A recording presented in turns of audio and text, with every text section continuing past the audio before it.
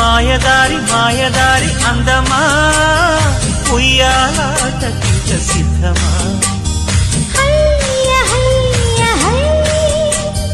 మాటకారి మాటకారి